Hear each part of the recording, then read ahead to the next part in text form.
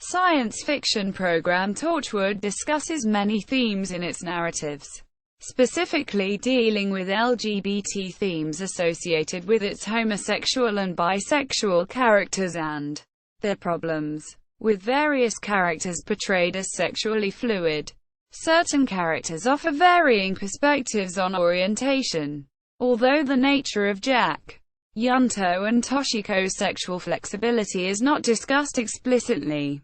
In addition to this, there is some discussion of the value of human life, the corrupting nature of power and of existentialism through parallels drawn between characters, with the repetition of thematically important lines in the course of Series 1.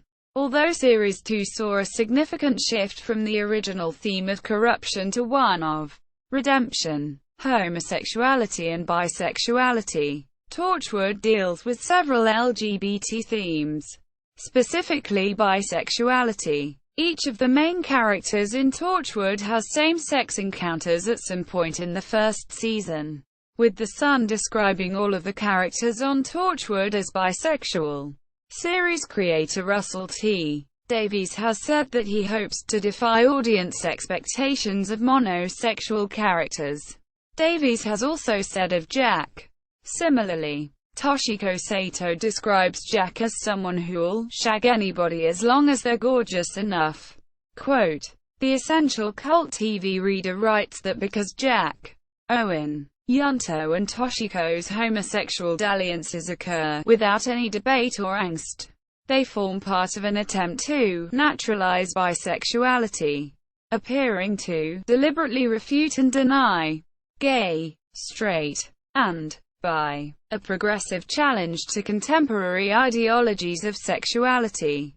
In Everything Changes, Ianto Jones jokingly refers to Jack's appreciation of his good looks in a suit as sexual harassment. In Cyberwoman, the pair share a kiss. Although it is essentially a kiss of life, it is not done in the normal way, and resembles a kiss of lust rather than of life.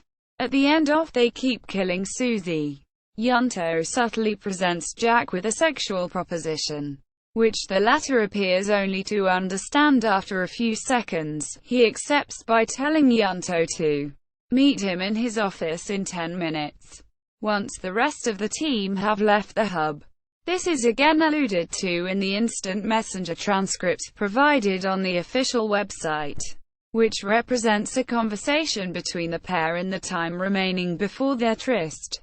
Ianto and Jack's relationship is referred to by Owen in Captain Jack Harkness when he calls Ianto Jack's part-time shag.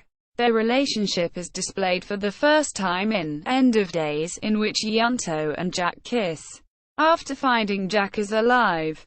Also during this episode, Ianto is clearly distraught when finding out Jack is dead, and smells his coat, reminiscent of gay cowboy film Brokeback Mountain. This relationship develops further in Series 2 with Jack asking Ianto out on a date.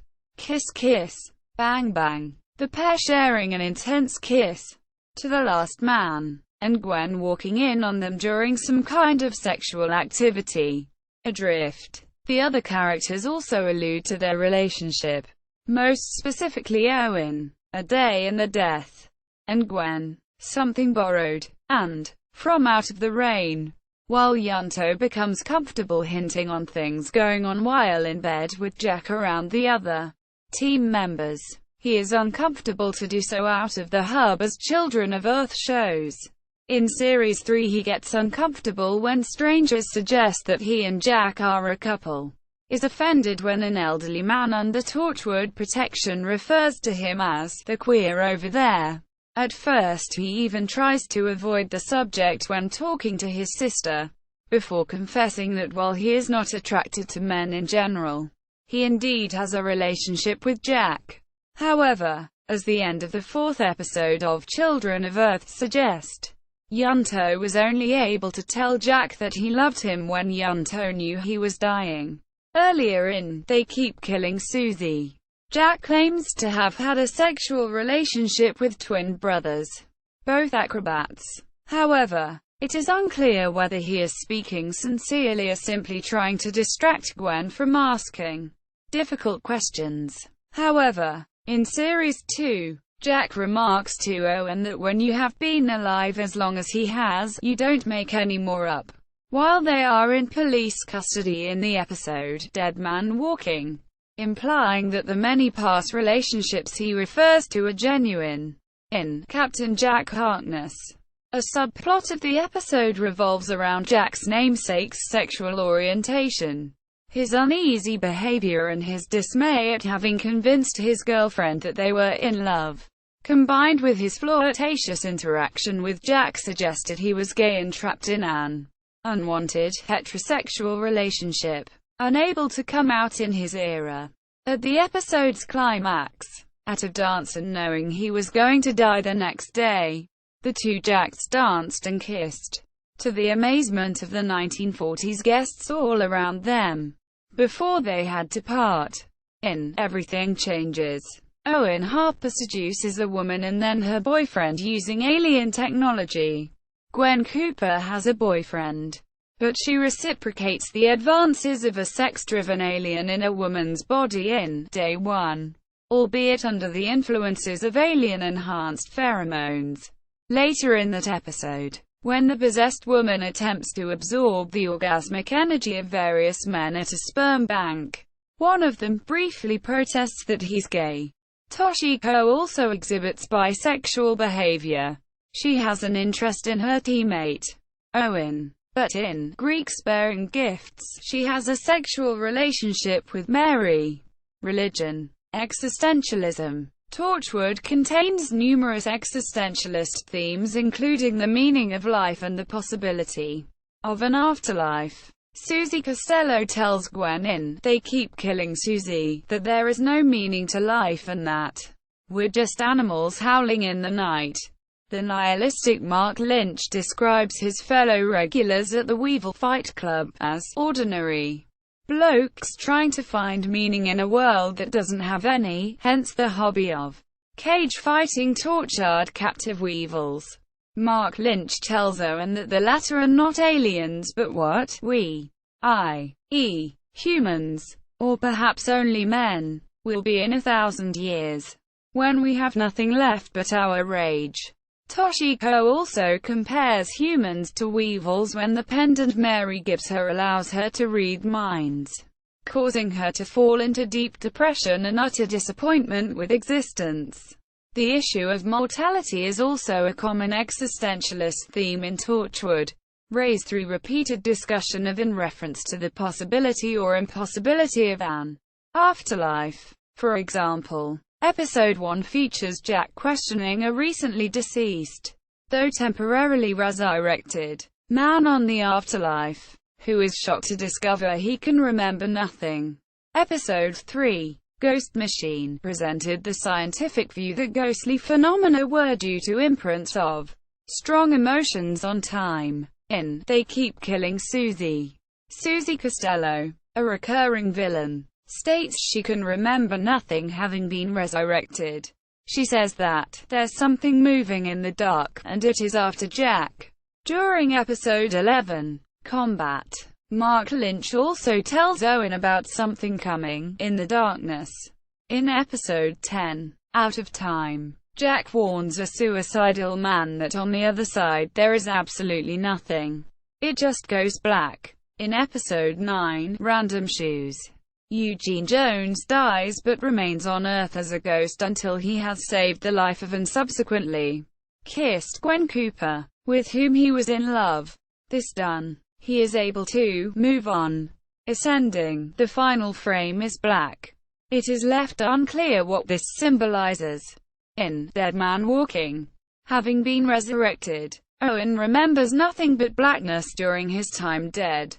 But he also speculates that the living aren't supposed to remember, explicitly suggesting for the first time that there might be more to the afterlife than the characters remember and they will simply never recall it because their minds can't fully process it. Similar to how Spock told McCoy in Star Trek IV, The Voyage Home, that it would be impossible to discuss what he experienced while he was dead. without a common frame of reference. In the season finale, End of Days, Jack expresses existentialist sentiments regarding the religious, referring to the apocalypse.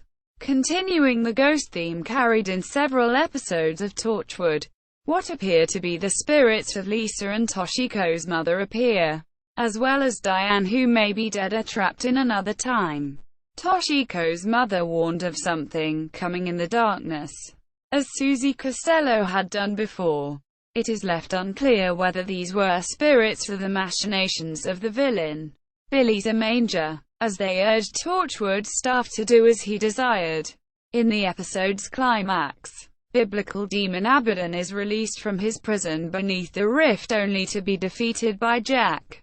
This is contrasting with optimistic themes presented in parent series Doctor Who, where frequently the idea of life being beautiful and individual existence being significant is touched upon. Also contrasting in Doctor Who are the explicit examples of destiny and theism in the narrative, presented by the characters of the Black Guardian and White Guardian, both of whom are apparently representatives of an even higher power, and the Beast, who claims to have been imprisoned by a group called the Disciples of the Light, a name that echoes traditional Christian and Zoroastrian theology.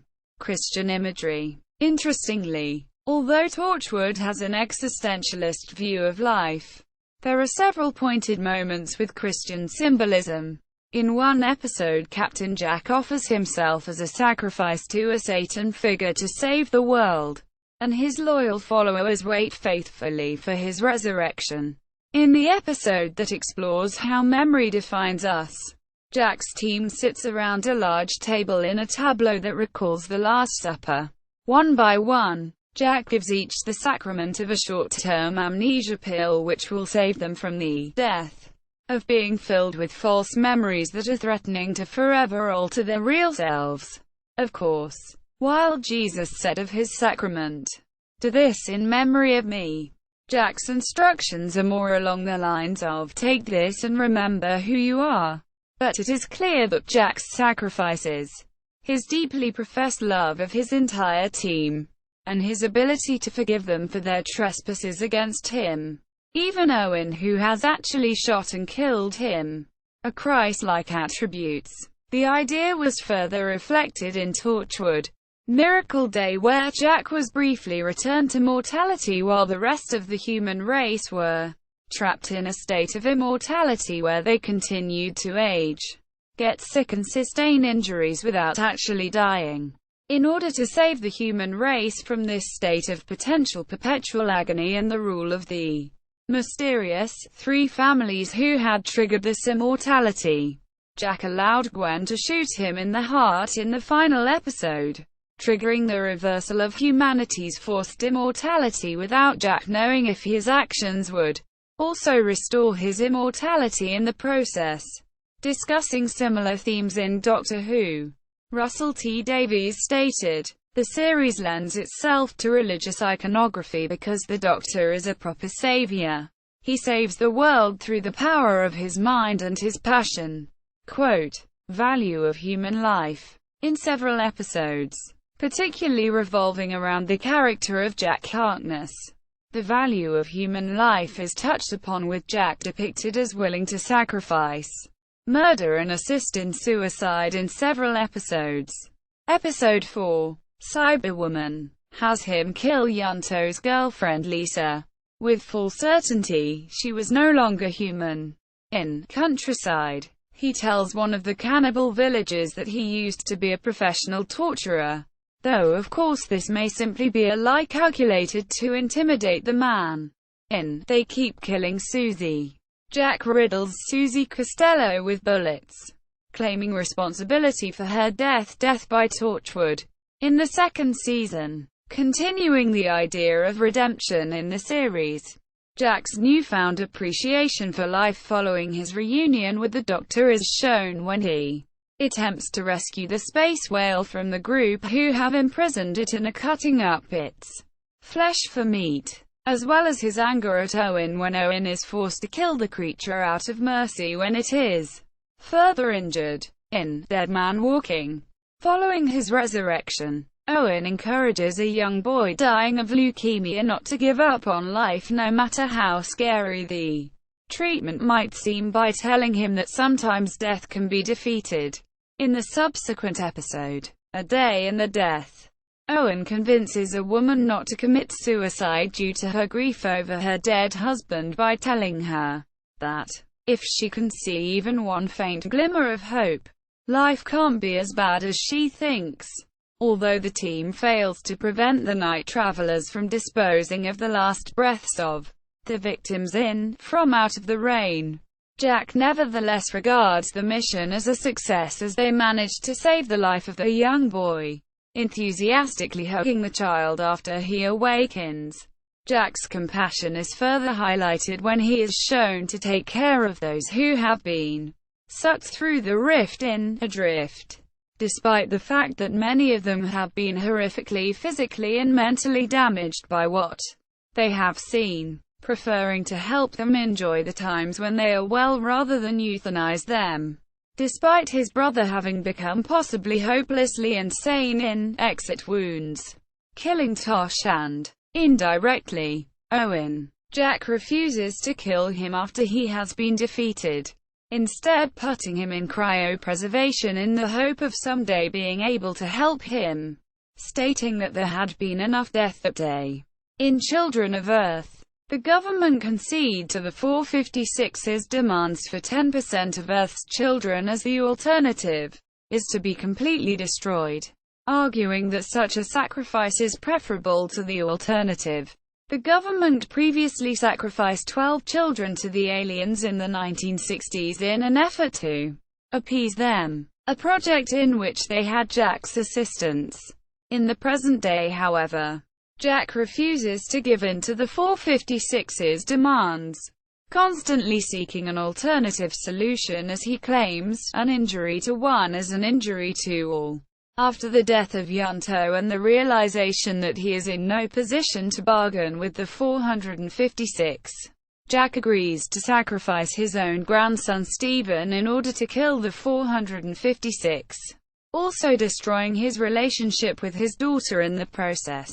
During Miracle Day, when humanity becomes immortal, convicted murderer Oswald Danes is revealed to have a death wish himself, noting that he wants to go to hell where all the bad girls are, but nevertheless escapes when he learns that his current employers are planning to have him executed by burning him alive, showing that his death wish has its limits and he does not want to die in agony, despite knowing that ending the miracle will end the lives of those they care about, such as Gwen's father Geriant Cooper and new team member Esther Drummond.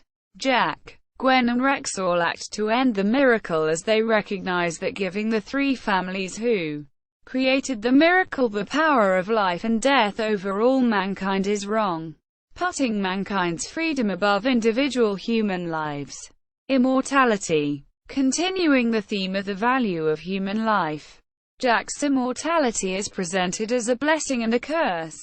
While he has often used it to save lives, such as entering dangerous environments or allowing others to kill him so that he can take action later, it is often implied that Jack would like to die, such as when he noted that he had never felt more alive when he was unsure if Lisa Hallett would be able to kill him. Cyberwoman. He also seems sympathetic when others wish to end their own lives. In Out of Time, he holds the hand of a man who wants, but is afraid, to die. And in Combat, he turns his back to allow Mark Lynch to surrender himself into the claws of a Weevil. Jack confirms his desire to die in Utopia when talking to the 10th Doctor, but also states that seeing the Utopians as they fight to survive against all the odds has reminded him of what it means to be truly human. Despite this, Jack's immortality still troubles him at times, such as when faced with his daughter, Alice, who nevertheless looks older than he is and will die of old age while he remains the same. Torchwood. Children of Earth. and he notes that the process of resurrection is like being dragged over nails and broken glass. When the whole world becomes immortal and Jack becomes mortal. Torchwood. Miracle Day. Society quickly begins to fall apart as hospitals cannot cope with the new injuries. Unlike Jack's immortality, people are simply incapable of dying while their ability to heal, age and/or become ill remains normal, resulting in people walking around with broken necks or remaining conscious even after being crushed in car compactors. The only means of killing anyone in this new world appears to be complete incineration, which is soon allocated for patients suffering from incurable conditions, such as a man who has suffered a serious stroke, or convicted criminals. In one episode, Jack discovers that an old lover of his, Angelo, had acquired a nullfield that allowed him to die despite the world's new state of immortality. But he disabled the field as he was concerned that giving anyone control of the field would be giving them control of life and death. Faced with the prospect of actually dying himself, Jack states his resolve to hang on to his life with everything he has. Immortal sins, but willingly puts himself at risk to restore mortality to the world once the cause of this transformation is found, uncertain if his immortality will be restored at the same time. The Bloodline. Corruption. Starting in episode 1, with the character of Susie Costello and continuing primarily with neophyte employee Gwen Cooper. The theme of corruption is present in the narrative, frequently drawing parallels between Susie and Gwen. In the aforementioned pilot, Susie comments on how you cannot go back from working for Torchwood, suggesting it has changed her, after she commits a series of murders and an eventual suicide. Later in the series, Gwen finds herself unable to tell her boyfriend Reese about her double life, and finds herself drawn into a sexual relationship with teammate Owen in Countryside, as had Susie before her. Revealed in They Keep Killing Susie, Gwen laments that, as Susie had said, Torchwood had changed her, and in Greeks Bearing Gifts, she explained to Toshiko that she knew what she and Owen were doing was wrong, but that she had no intention of stopping. In They Keep Killing Susie, the team is shocked to learn that Gwen is the only person other than Susie who possesses a sufficient degree of empathy to operate the resurrection gauntlet. A resurrected Susie explains she would drug people with amnesia pills to tell them about her life. In combat, Gwen drugs Reese as she confesses her affair with Owen so she can receive his forgiveness but not have to live with what she's done, echoing Susie's actions. In the finale, End of Days, after Reese is murdered, Gwen fights Jack for the Rift Manipulator so that she may resurrect him, going as far as to hit Jack and even allow Owen to shoot him. In the episode's conclusion, with the rest of the team, she receives Jack's forgiveness as he understands she had been manipulated by villain Billy Zamanger. Characters other than Gwen have had their morality tested. Ghost Machine depicts Owen filled with rage after experiencing a young woman's rape, capable of murdering her rapist. In combat, having lost his lover Diane, Owen succumbs to a nihilistic underground belly in which he attempts suicide by Weevil. In Greeks Bearing Gifts, Toshiko, consumed with the loneliness of her job and feeling isolated amongst her peers, accepts a gift from an alien which allows her to read her co-workers' thoughts. Ianto, unable to let his dying girlfriend go, risks the life of his entire team in Cyberwoman, even threatening to one day betray his future lover, Jack. In End of Days, Jack berates his entire team for their destructive personal lives, at which point Owen shoots him, answering questions as to whether or not Owen is actually capable of murder. Redemption. By contrast to the first season, the second season focused significantly on the theme of redemption, as characters grew beyond past mistakes to become better than they were. The most obvious example of this is Gwen's relationship with Reese. as she now willingly admits to him what she does for a living and subsequently refuses to slip him an amnesia pill, thus increasing his involvement in her life. Owen also shows himself to be capable of rising above his cynicism in the first season, realizing after his death in Resurrection that life can be a wonderful thing after he discovers a message from another civilization who detected Earth's old attempts to contact extraterrestrial life and sent a response. Ianto is redeemed within Season 1's story arc, his deception with Lisa slowly fading away as he proves himself dedicated and loyal to the rest of the team. Jack in particular finally learns how to forgive himself for a past sin when he accidentally lost his younger brother Gray during an alien attack when he is reunited with his brother. Driven mad by his long imprisonment, Gray buries Jack alive for over 1800 years before Jack is rescued by Torchwood and put into cryopreservation in order to ensure that the timeline proceeds unchanged. Despite having spent hundreds of years buried alive, Jack's first actions upon awakening in the present and seeing Gray are to forgive Gray for what he has done to him. Even when Gray states that he will never forgive Jack for losing him, Jack, refusing to give up hope on his brother, simply chloroforms him rather than killing him, leaving him in cryopreservation in the hope of someday being able to help him. Even characters outside the main cast demonstrate the ability to redeem themselves. The earliest example is Tommy Brockless, a WW1 soldier suffering from shell shock and destined to be executed for cowardice, who sacrifices his life in his present to willingly spend nearly a century in cryosleep to await the day when he will save the world in the future, overcoming his fear at the last minute. Thanks to his love for Toshiko, Beth Halloran, a young woman whose fiancé is apparently killed in an alien attack, is revealed to be a member of Cell 114, a group of alien sleeper agents who program themselves with the identities of the races they invade to learn their secrets.